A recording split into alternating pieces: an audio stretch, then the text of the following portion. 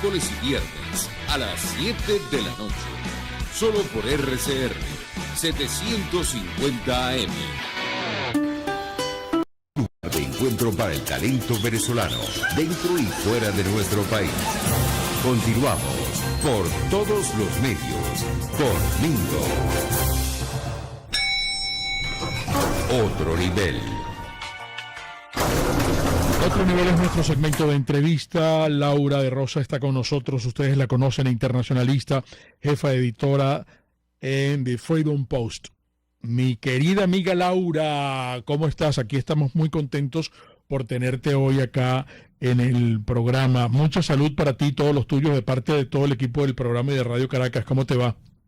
Hola, amigo. Buenos días. Para mí es un placer estar de nuevo con ustedes. Saludos a todos por allá en la producción y a toda tu audiencia.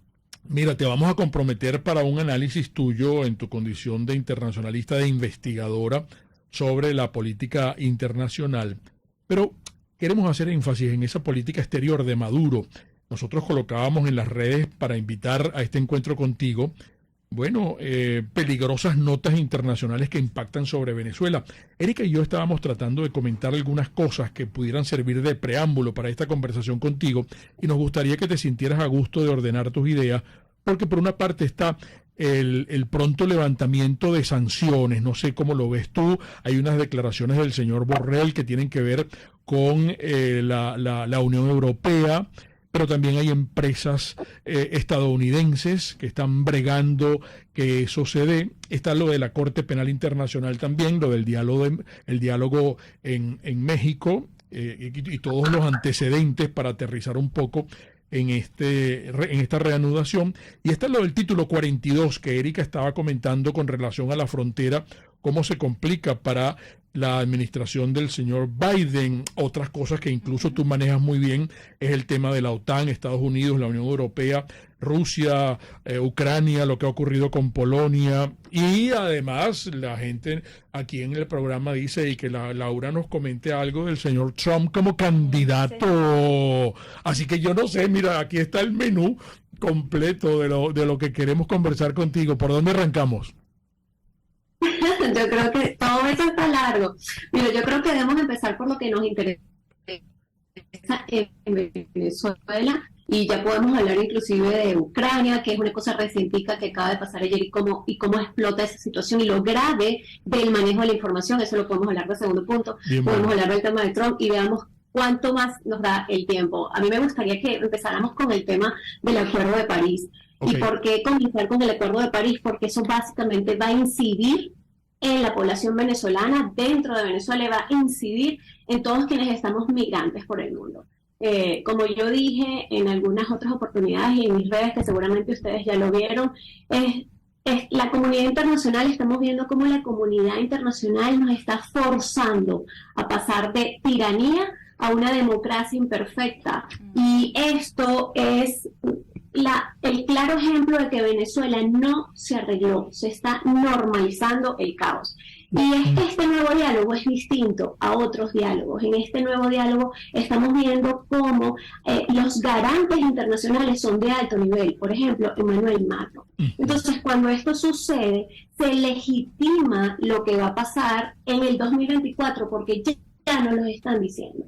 Ese mismo 14 de noviembre, el 15 de noviembre, Emmanuel Macron habla en un tuit, digo habla porque es como básicamente nos están escribiendo, pero nos están hablando, está diciendo qué es lo que va a pasar en el 2024. Y fíjense que se los voy a leer, él decía en español, o sea, para que no le quede duda a nadie, el diálogo debe ser retomado para que en el 2024 Venezuela tenga elecciones libres y democráticas.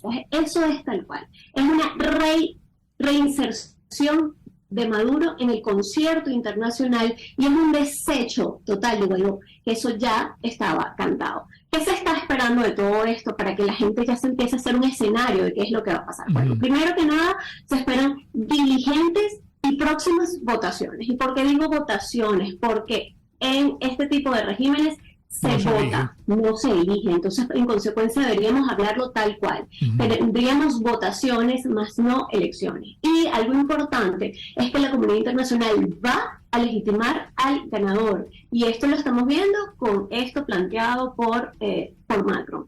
Luego, ¿qué esperamos? Tal cual como ustedes lo plantearon, y que entonces ya no tendríamos que tocarlo como un punto aparte, es el levantamiento de sanciones. El levantamiento de sanciones por parte de Estados Unidos y por parte de Europa ya se está solicitando. El mismo 14 de noviembre se pidió por parte de algunos representantes de la Unión Europea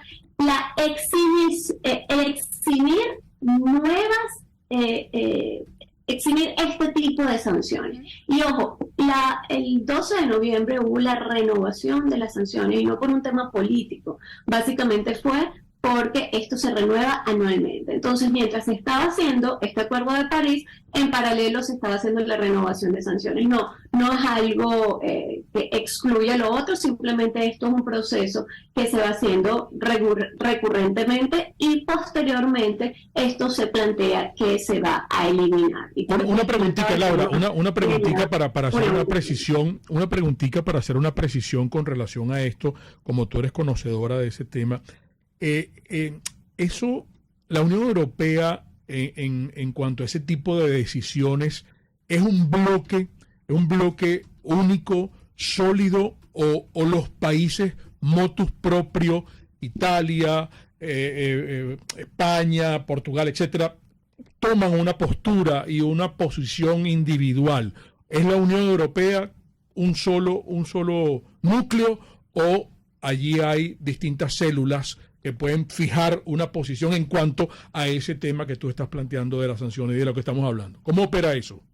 Te escuché un poquito entrecortado, pero lo que yo te puedo comentar es que el Parlamento Europeo plantea las sanciones como tal, y evidentemente cada país tiene la potestad, eso no se le puede eliminar, tiene la potestad de hacer sanciones específicas, pero como bloque es más poderoso, y eso viene justamente a través del Parlamento Europeo, donde se ponen de acuerdo todos los países de dicha comunidad. Algo interesante también en torno a esto es que se espera la reducción y o eliminación de la pena de Alex Saab. Y ojo, el tema de la pena de Alex Saab, eso hay que esperar a que sea sentenciado, y como ustedes también lo plantearon, allí han surgido elementos de información recientes esta misma semana, donde se habla del asunto de que ellos ya, desde la defensa de Alex Saab, han aceptado que ellos forjaron la Gaceta.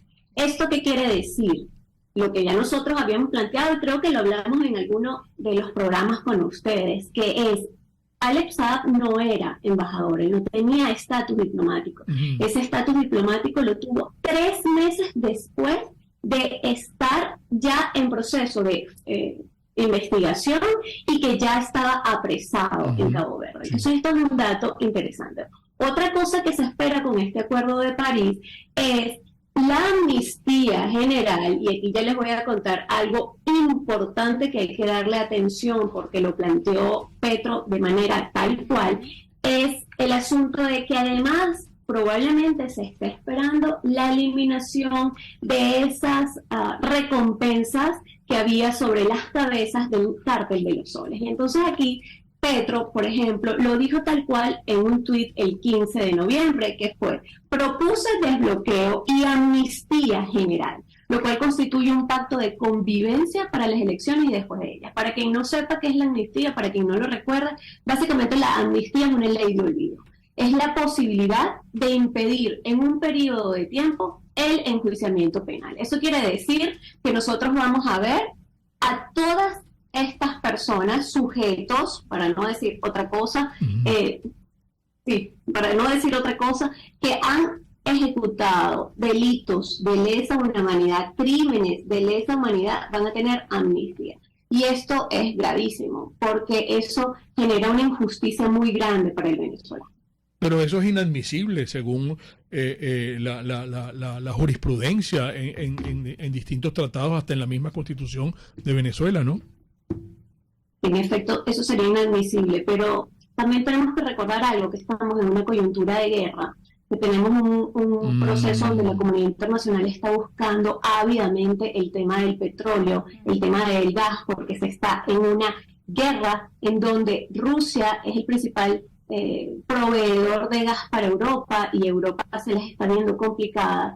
Y entonces en este proceso, cuando pasa esto, la comunidad internacional dice, ok, entonces ya yo me volteo y le doy la espalda a Rusia, por contarlo de manera práctica, y entonces me voy más a acercar hacia Venezuela, que es un país que además está a 3 horas de Miami, que es un país que tiene las reservas más grandes de petróleo en el mundo, probadas y probables, que es un país que nosotros ya tenemos un conflicto importante con esto y no se ha resuelto, y tenemos finalmente que resolverlo. Entonces, de allí es que viene esto que es tan dramático, que es ese paso de tiranía a democracia imperfecta. ¿Por qué? Porque ya no le vamos a estar ya no le vamos a estar comprando petróleo a una tiranía que está sancionada, sino que se la vamos a comprar a una democracia imperfecta. En consecuencia, esto tiene que venir acompañado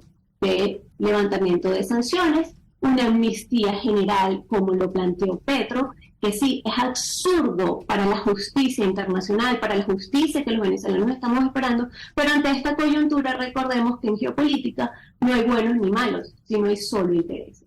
Entonces aquí se hace más fácil de voltear hacia el otro lado y hacerse un poco de la vista gorda ante toda esta situación. Y algo interesante es que Petro fue a París, sí, no solo evidentemente por este tema, sino a buscar acompañamiento y apoyo de Emmanuel Macron, el presidente de Francia, para que lo acompañe a justamente hacer esta política de implementación de negociaciones con guerrilleros, grupos paramilitares, etcétera, etcétera. Entonces, cuando esto ya se vuelve laxo, cuando esto ya se vuelve flexibilidad y se hace una implementación como política de Estado, es lógico que Gustavo Petro diga, bueno, hagamos una amnistía general en Venezuela a pesar de todo lo que ha pasado. Sí. Es lo que va a venir, amigos. Estamos conversando con Laura de Rosa, internacionalista, jefa editora en The Freedom Post. Muchas cosas, muchas inquietudes, muchos planteamientos, muchas preguntas, pero tiene que ser en la próxima parte porque tenemos un breve intervalo. Vamos a Máster y en momentos regresamos. Un espacio para nueva opinión pública venezolana por todos los medios. Conmigo. Más de 500 implementos, más de 500 productos. Cuenta usted con ellos en Produzca con S de seguridad, porque desde que nacieron hace 42 años, sede principal en Valencia, pero recuerden que también estamos en Barcelona, en Maracay, en Maracaibo, cubrimos toda la geografía nacional y usted cuenta con nuestra asesoría, porque ese EPP, que es el equipo de protección personal, independientemente de donde usted esté trabajando en el lugar de trabajo, necesita estar protegido, necesita estar cuidado, necesita estar, atento sobre cualquier accidente. Vamos a evitar accidentes, pero con Produzca, el catálogo de Produzca, www.produzca.com, su Instagram, @produzca.be. Produzca es seguridad en tu empresa de los pies a la cabeza. Comercializadora Prada. Mire, una mesa de queso.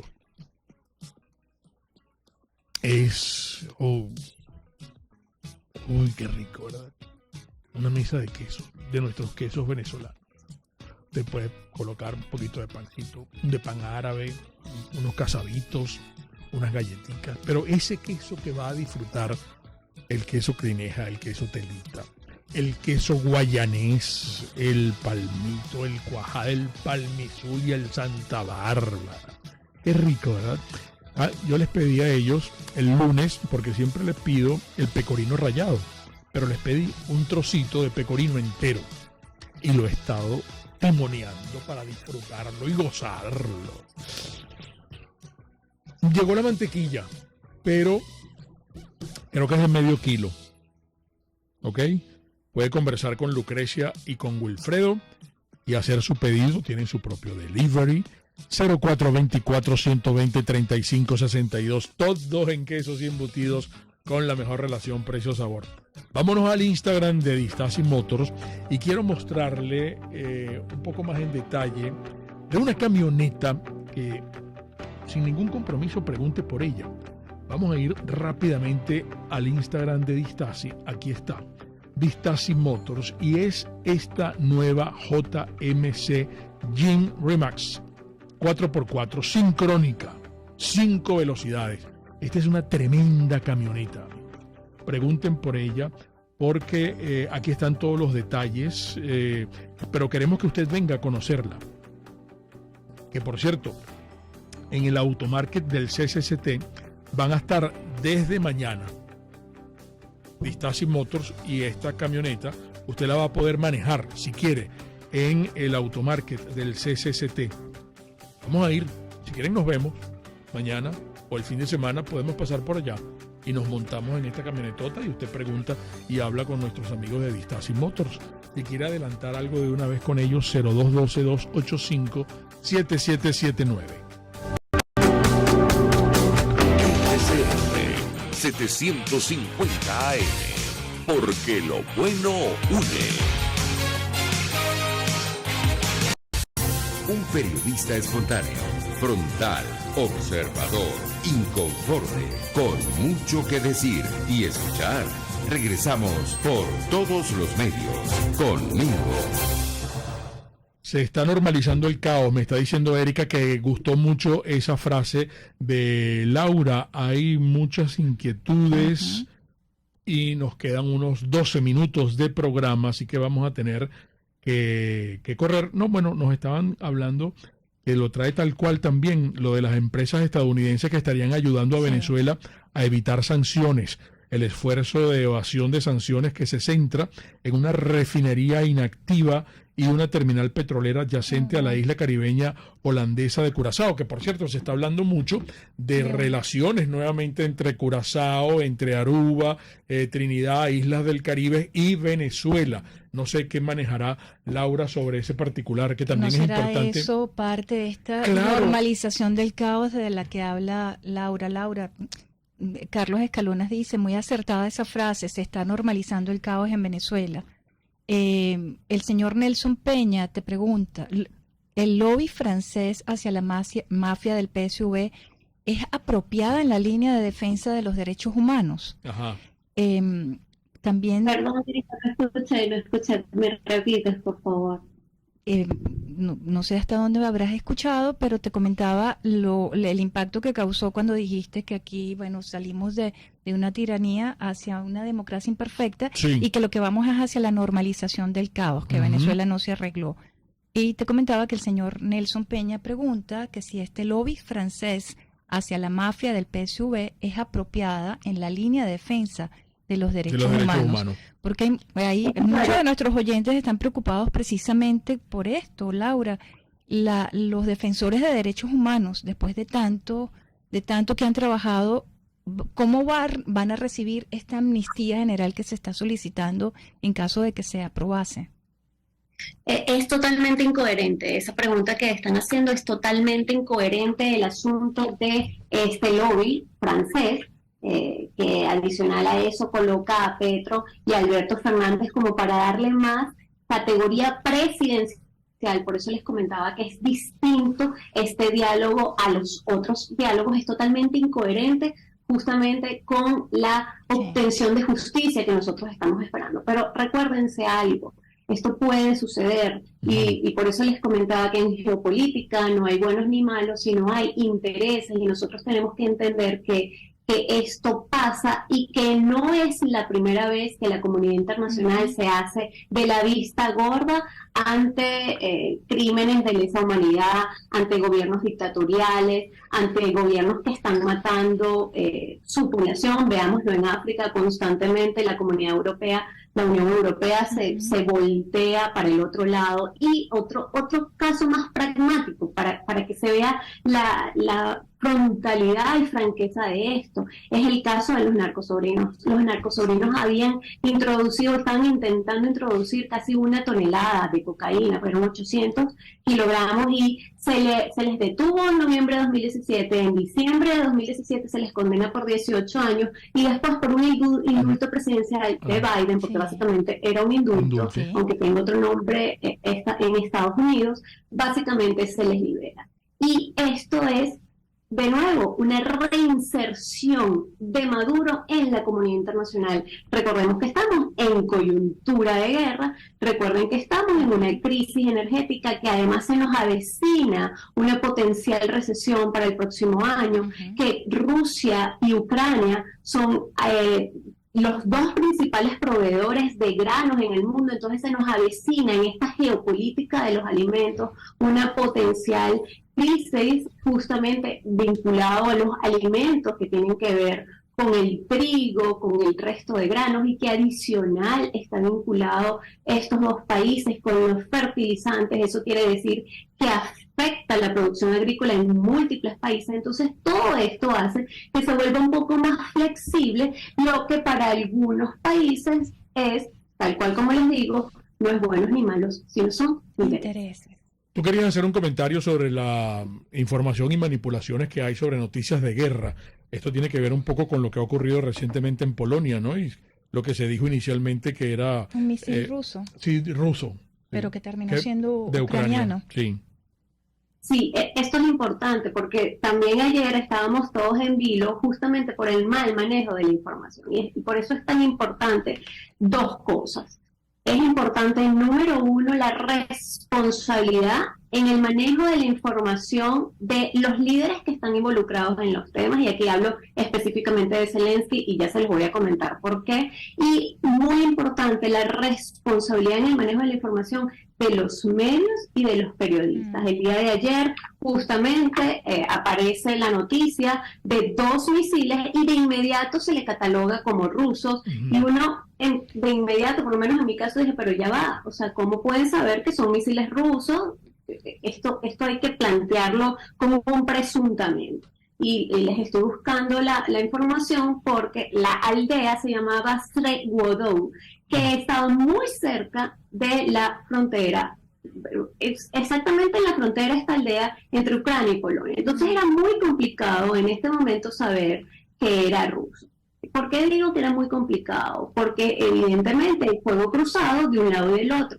¿Qué es lo que pasa con esto? Que si esto se determinaba como que era un misil ruso o 2 misiles rusos que habían entrado a Polonia, que habían penetrado Polonia, entonces esto era causal justamente de que Polonia activara el artículo 5 de la Carta Constitutiva de la OTAN, en la que se indica que todos los miembros de la organización del Tratado Atlántico Norte van a responder la agresión, y allí se escala el conflicto. Esto no es para hablarse con ligereza, esto no es en absoluto para hablarse con ligereza. ¿Qué fue lo que pasó? Zelensky de inmediato dijo, esto es una escalada, Rusia está atacando a un estado, y entonces allí era expectante qué es lo que va a suceder, cuál va a ser la respuesta de la organización. En ese momento el Pentágono dijo, no estamos en capacidad todavía de identificar si los misiles fueron rusos o no. Y en ese momento, y por eso hablo de la responsabilidad, seguían medios de comunicación alentando que habían sido misiles rusos. Eso es muy complicado, porque entonces ya la cosa se convierte en una guerra, y ahora sí, mundial, porque se involucra a todos los países europeos que están dentro de la OTAN, se involucra a Estados Unidos, y entonces esto sube de nivel y la cosa se complica por un mal manejo de información. Y por eso hablo de que es muy importante el tema de la responsabilidad, Mingo y Eric. Qué buena esa aclaratoria que estás haciendo. La gente quiere conocer qué expectativas tienes tú y o cuáles podemos tener, qué información manejas. ¿Qué puede ocurrir finalmente con lo del título 42, la frontera, que se complica para Biden, pese a que han dado como una prórroga? ¿Y cómo ve Laura La Rosa a Trump como candidato en los próximos 2 años? Sí, bueno, con el tema del título 42, me imagino que ya ustedes lo comentaron, pero básicamente esto autoriza a los agentes de la patrulla fronteriza de los Estados Unidos a deportar rápidamente a migrantes. Esto ha sido revocado por el juez estadounidense Ernest Sullivan y él lo planteó de una manera muy específica. Él dijo, este título es arbitrario, es caprichoso, viola la ley de procedimiento administrativo, pero también tenemos que hablar de que allí hubo un error en la política de fronteras de Estados Unidos. ¿Por qué? Porque ellos plantearon la política de fronteras abiertas. Si esto no se hubiese planteado, y además por la consuetudinaria acción de migrantes pasando a Estados Unidos y que después eran tomados y evidentemente apresados por unos días, incluso en algunos casos hasta meses, pero después liberados, las personas no hubieran seguido entrando hasta Estados Unidos. Entonces, si tú realmente no quieres que haya migración ilegal, porque la migración es ilegal en cualquier país del mundo, la migración ilegal es ilegal, valga la redundancia, en cualquier país del mundo, no las fomente. Entonces, bueno, este título I-42 se rechaza por el juez Sullivan y probablemente entonces la patrulla fronteriza podría sufrir un aumento significativo de migrantes en la frontera una vez que se corra la voz sobre esta orden. Pero ojo, el gobernador George Abbott ha declarado invasión. Sí. Entonces, si esto se plantea de esta manera, dice, ok, me están invadiendo, yo puedo tomar otro tipo de acciones que vamos a determinar en próximos días qué es lo que puede suceder. Sí. Esto es para que, como les digo, normalmente manténganlo en el estacionamiento mental, guárdenlo en el estacionamiento mental, porque es un asunto de la migración ilegal, es ilegal, valga la redundancia, pero hay que decirlo. Entonces, hay toda una complicación por estas fronteras abiertas que generó Estados Unidos y que ahora no solo está pasando con los venezolanos, sino que hemos visto que ya salió uno de los primeros vuelos, o se está armando uno de los primeros vuelos para deportar cubanos a Cuba, que esto llevaba mucho tiempo que no pasaba. Entonces, sí. Eso. ¿Y el señor Trump como candidato, cómo lo ves? El tema de Trump. Esto es un asunto que muestra, bueno, evidentemente lo que él ha planteado, Donald Trump ha planteado, mira, yo aún no he visto la grandeza de Estados Unidos regresar, porque recordemos que su lema es volver a América grande de nuevo. Sin embargo, hay una cosa. Después de las elecciones de medio término, que en Florida gana de manera abismal Ron DeSantis, y adicional en un importante condado como es el condado de Miami-Dade, que es el condado más poblado de Florida y que es el condado donde un republicano no ganaba hace 20 años. Este indicador es importante.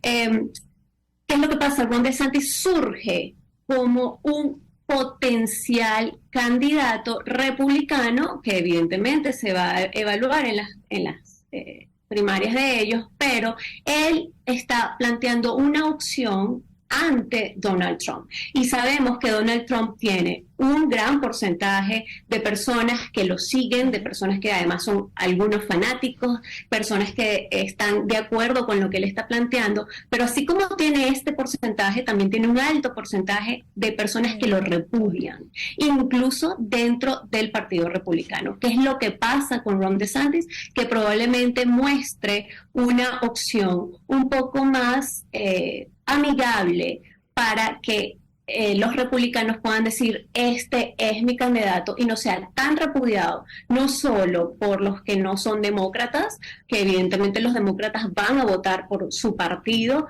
no solo por los que son republicanos, sino también por los que son independientes. Entonces, ojo con Ron DeSantis, le puede estar haciendo una contrafigura importante a Donald Trump. Ya para terminar, Laura, y tomando en consideración lo que nos decías al principio, ¿será la comunidad internacional entonces la que decrete el fin del interinato con esta negociación que se está planteando desde afuera, que de anteojito es como votaciones, para no hablar de elecciones, como tú misma lo has mencionado, votaciones versus sanciones, ¿no? Se negocian unas votaciones ellos se están poniendo de acuerdo, los venezolanos, la ayuda de la comunidad internacional es para que esto se logre.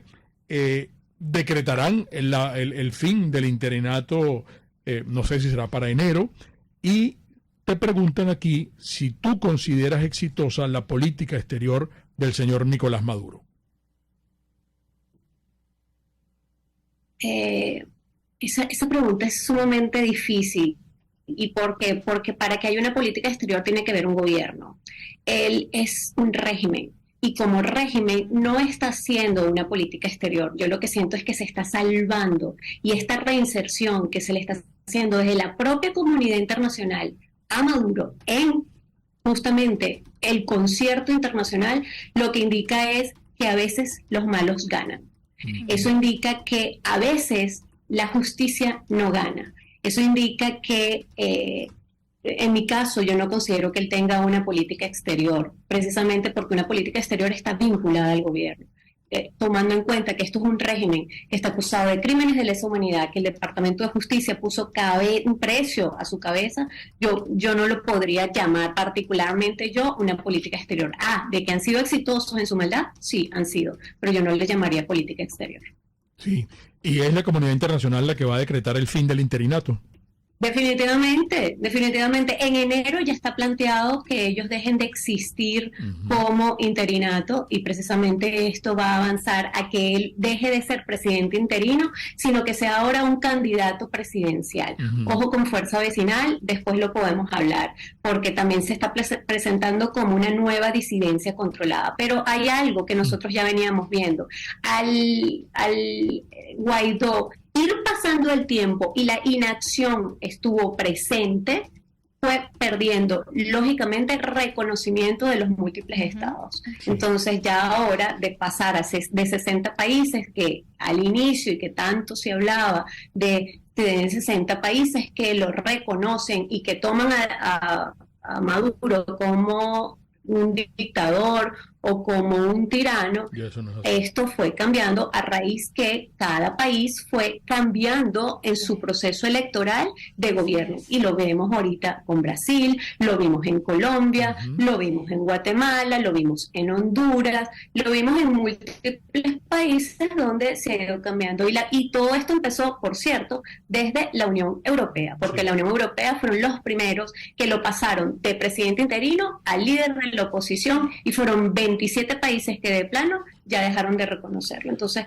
esto es una cosa que ya estaba cantada y sí, finalmente la comunidad internacional va a sentenciar, de hecho, ya lo está sentenciando como el líder del interinato que nunca funcionó. Laura, qué bueno, de verdad, qué buen análisis. Muchísimas gracias por estar con nosotros. En breve te vamos a consultar. Laura de Rosa, internacionalista, jefa editora en The Freedom Post. Las interpretaciones finales de todo lo conversado hoy acá, como siempre, de ustedes, amigos. Y recuerden, el comunismo te quiebra las rodillas para que tengas que dar gracias por las muletas. Hasta mañana. RCR presentó Por Todos los Medios con Mingo. Mis amigos, el programa de hoy estuvo patrocinado por Estación de Servicio Terrazas del Club Hípico. Calidad de servicio de primera clase. Pastelería del Corso. La pastelería italiana por tradición y excelencia. Produzca seguridad en tu empresa de los pies a la cabeza. Distasi Motors, tu concesionario Honda en Los Palos Grandes. Farmacia CVS y más. Todo lo demás. Comercializadora Prada. Todo en quesos y embutidos con la mejor relación